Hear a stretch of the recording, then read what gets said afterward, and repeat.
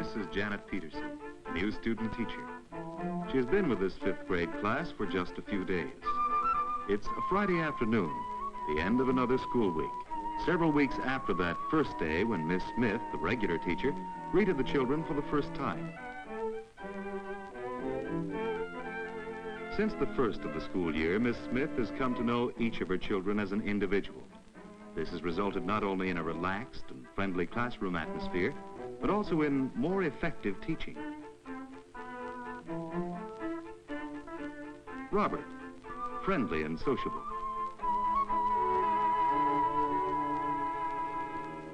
Ruth, much more cheerful now.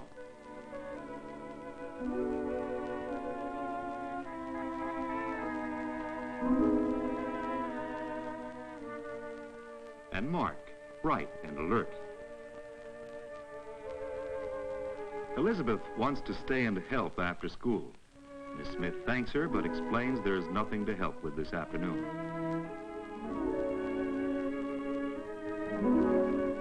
John, still unresponsive and withdrawn.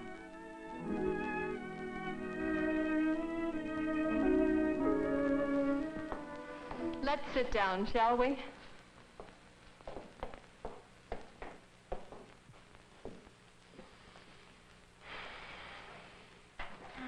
How do you do it?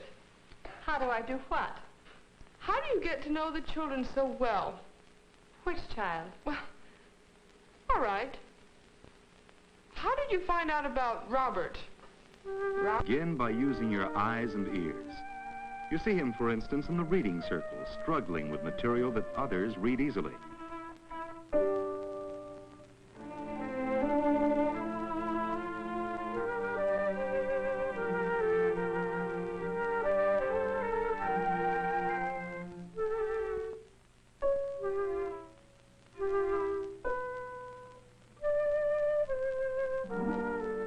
Of all the readers, Robert is one of the poorest.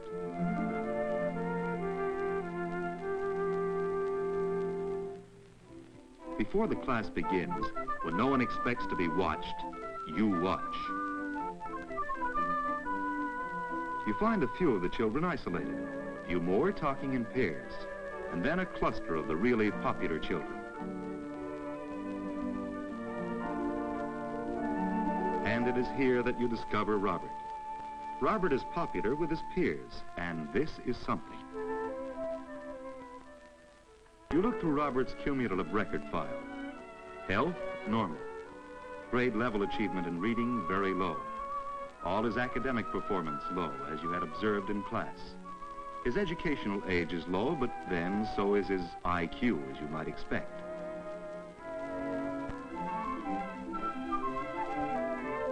Robert plays games well.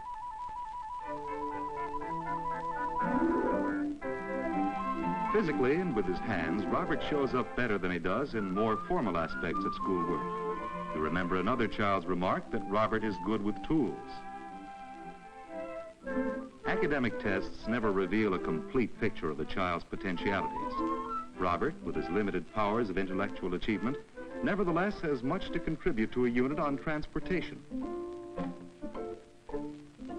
You see the confidence and pleasure of a young craftsman. Robert is not a mechanical genius, but he can work better with concrete materials than with symbols.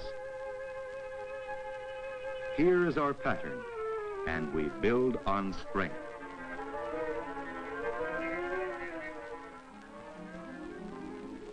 And Ruth. How did you approach Ruth? Ruth? Well, first of all, you look at Ruth as you would look at any human being. And your eyes tell you quite a good deal. Her clothes, faded and worn-looking. Her pale face, the eyes with their apathetic look. Her listlessness.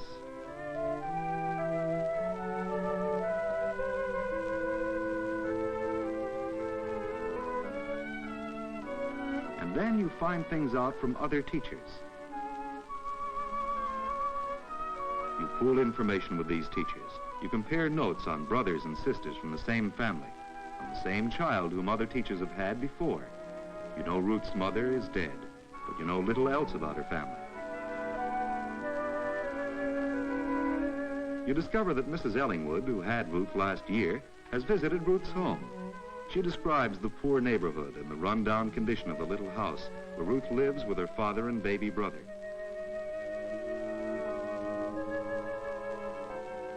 She discovered that Ruth had entire responsibility for running the household and caring for her baby brother after school hours.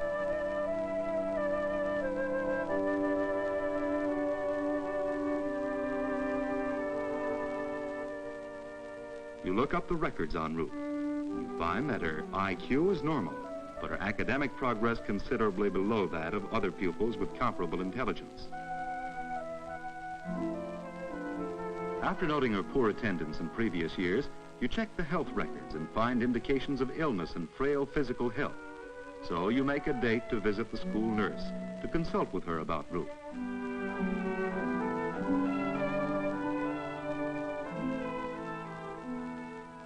With the cooperation of the nurse, you arrange through the PTA for Ruth to receive a healthful meal at noontime in the school cafeteria.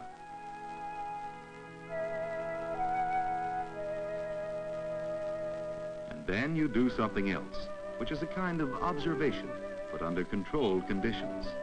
You keep Ruth after school a couple of minutes one day on some pretext. You dig into your desk drawer and pull out a hair ribbon. You tell her that you just found the ribbon last night, and you thought of her, that it would go nicely with her complexion.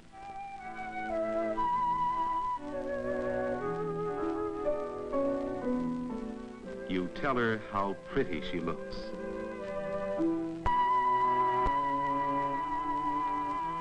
And then know that by using your eyes and your head and your heart together, you've begun to get somewhere with this child.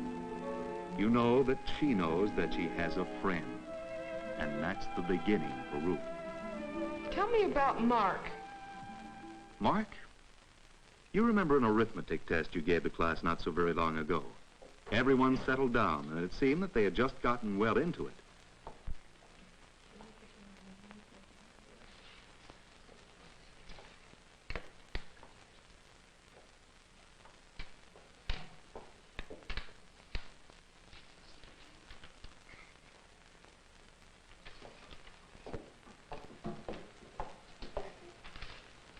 Why, Mark, that's very flattering.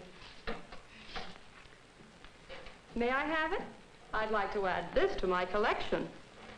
And now, young man, I assume you're finished with your arithmetic paper? May I please have it? Thank you.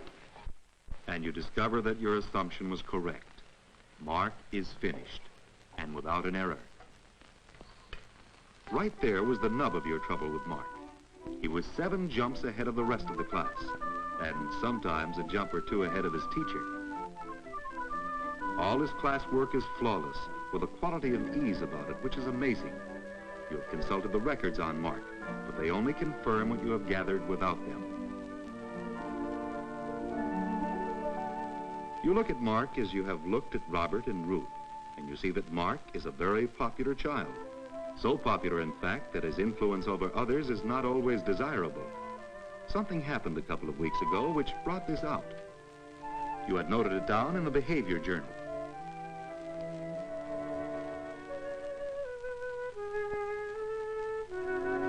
Jerry, who is quite shy and withdrawn as a rule, offered a suggestion on something which a committee was considering. Mark rudely brushed off Jerry's suggestion.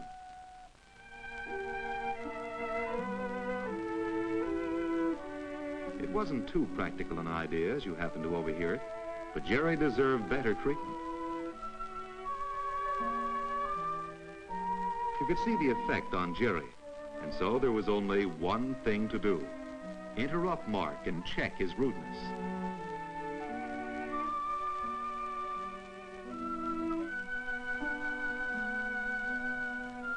You do what you can to get a fair hearing for Jerry's suggestion. Then you resolve to speak to Mark privately at the first opportunity afterward. Mark had begun to use his social status and his unusual intelligence in a way that harmed another child without his realizing it.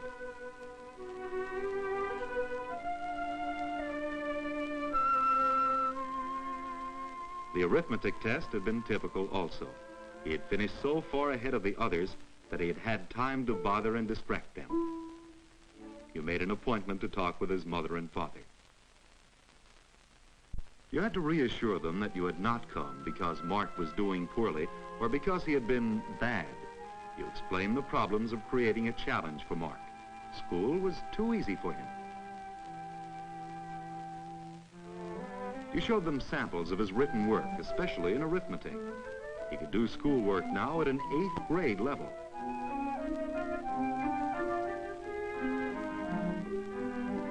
Mark, you explained, was an unusually gifted and intelligent boy. If you could not challenge him, there was no end to the amount of mischief in which he could involve himself. Your continual problem was to keep him occupied and interested. But you talked his parents out of the idea that Mark should skip a grade. That would create more problems than it would solve.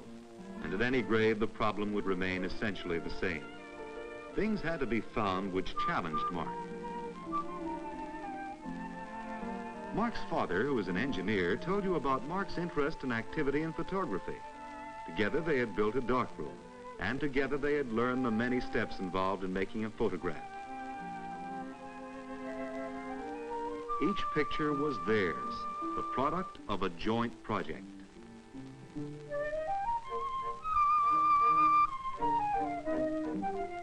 He also told you that recently he and Mark had started building a telescope.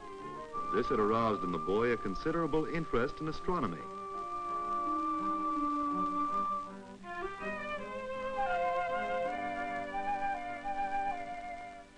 You grabbed at this information. The astronomy, particularly, you explained, would meet a need of the moment. In connection with social studies, the children were studying the exploration of the new world, which in turn was arousing an interest in ships and navigation. The idea of navigation was proving too difficult for most of the children, but Mark understood it and could make a real contribution. And this was a way of enriching Mark's program, a thing that would have to be done on many occasions. It had been a pleasant and successful talk because the basic ingredients were all there. A good home, intelligent and sensitive parents, and a child with a tremendous capacity. Through cooperation and teamwork, we had found a promising approach. Oh, poor Elizabeth. She brought her rubbers this morning and now she's forgotten them. Tell me about Elizabeth. You remember today how downcast she was when I told her she couldn't stay and help? Well, one afternoon in the beginning of the year, I made up my mind I was going to pierce that sullen resentfulness of hers. I had made no headway with the child, and so on this particular afternoon, I made up an excuse and asked her to stay to help me with something. And it worked. Little by little, you got her to talk to you, and you began to understand just a bit of why Elizabeth behaved the way she did.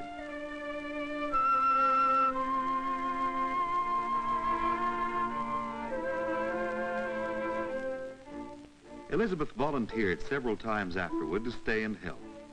Perhaps it was not so much that you had succeeded with her, as that Elizabeth had found an excuse for not going home. But now, when you looked at Elizabeth, the same way you have looked at Robert and Ruth and Mark, you get a feeling of why there was the sourness, the hostility, and the isolation. There was one day that Elizabeth did not make a very good committee member.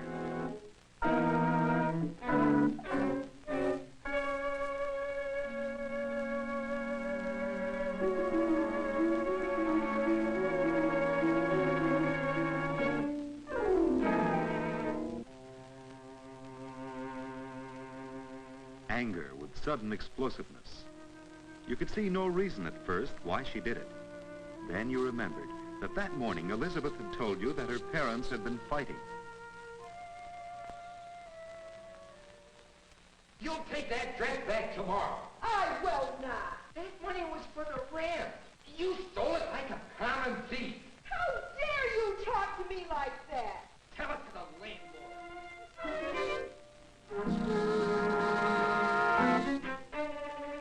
A teacher is limited in dealing with such influences upon a child. Miss Harper, I'd like to speak to you about Elizabeth. How about the day after tomorrow? Oh, no. I'm terribly sorry. I have an appointment at the hairdresser's all afternoon. Well, would the day after that be possible? It's really very important. My dear, I'm so busy. Some friends are coming to my house, and I invited them so long ago. Has Elizabeth been bad? Oh, no, it isn't as simple as that. Why don't you name a time next week? Any time after school. In the afternoon or in the evening? Well, really, if it isn't that Elizabeth has been a bad girl, I don't see why you can't tell me what it is now. I'm afraid we couldn't discuss it adequately over the phone. Oh, there's someone at the door. If you'll excuse me, why don't you call me some other time, Miss Smith? I must go now. Very well.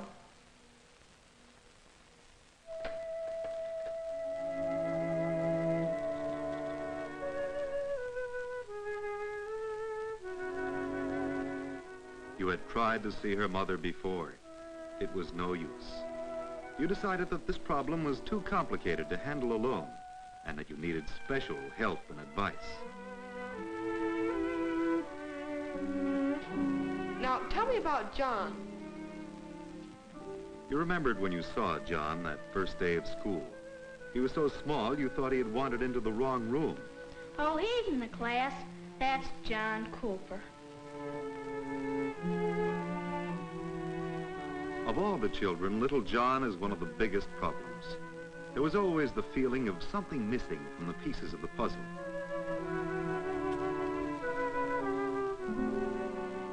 You look at John as you have looked at the others, and you feel his isolation from his classmates.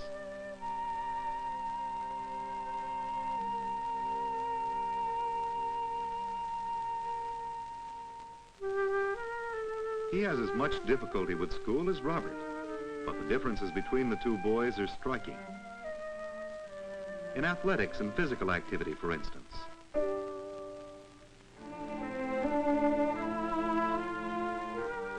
Records? They were interesting and revealing. Educational age is low as Robert's, but significantly, his IQ is not a low one. And then something written into John's health record, not by the school doctor or the nurse, but the dentist. Markedly retarded dentition. What did all these things mean?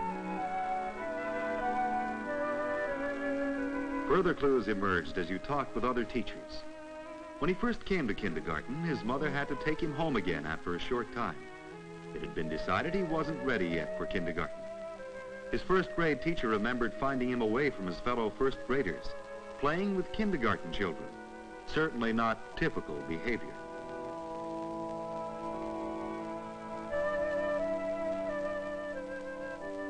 Only yesterday you had gone to a staff conference. You had requested it. The principal, Mr. Jones, presided. It was devoted exclusively to the problem of John. Each of us had his say, with varying guesses and insight. And finally, after everyone else had a turn, Miss Black, the school psychologist, began to put all the pieces together to make a pattern which made sense. As I see John, his tiny size, the retarded development of his teeth, his not being ready for kindergarten, his playing with younger children, the isolation from his classmates, his consistently poor work all through his school career, and his IQ higher than that schoolwork would lead you to expect, all points to just one conclusion. John is growing more slowly than other children of his age. I'm sure that must be it. But now what do we do about it? How do we proceed with John? Unfortunately, in the public school system of today, there is no provision for the slowly developing, slowly growing child, such as we have in John. This is not to say that there cannot be such a solution, nor that we ought not strive hard to find one. In a way, John and other children like him are a test for everything we believe in, everything we are trying to do. For meeting the needs of the child is the goal of education. Certainly it is no answer to put him back a grade or two. He is 10 years old now, chronologically. And, good or bad, that is the way we group our children in our classrooms, on the basis of chronological age. He has enough to cope with emotionally, without the added burden of such obvious failure.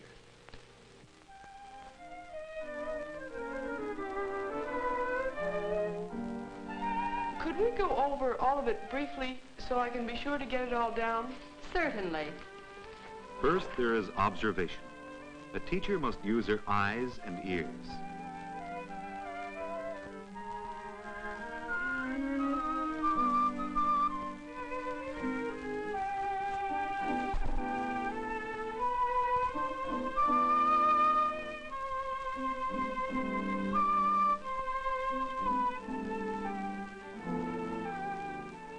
Then controlled observation, where the teacher's head and heart suggest something to her, and she tries it, and learns more about the child, her needs and characteristics.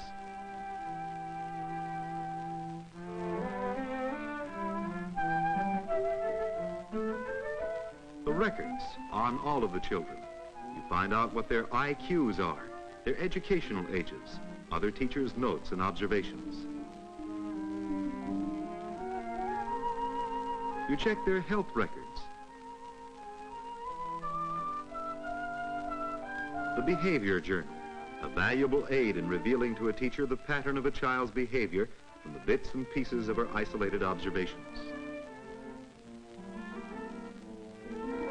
You share information with other teachers.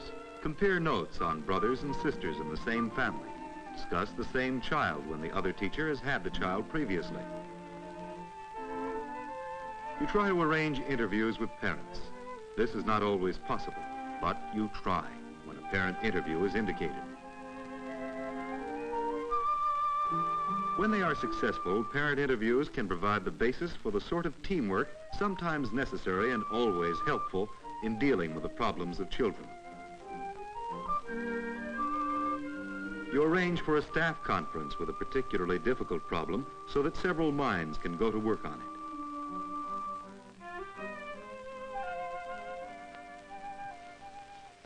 Maybe you could say that you could summarize all of the techniques by describing them as extensions of the teacher's sense perceptions, plus a mixture of good sense. I'd say that that was a fair summary. We have seen a number of useful techniques which were used to learn more about children.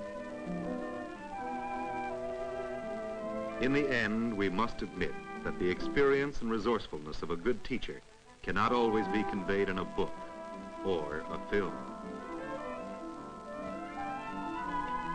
There are no pat answers, no fixed ways for a teacher to learn about and work with her children, nor is there any substitute for fundamental knowledge, sensitivity, and intelligence.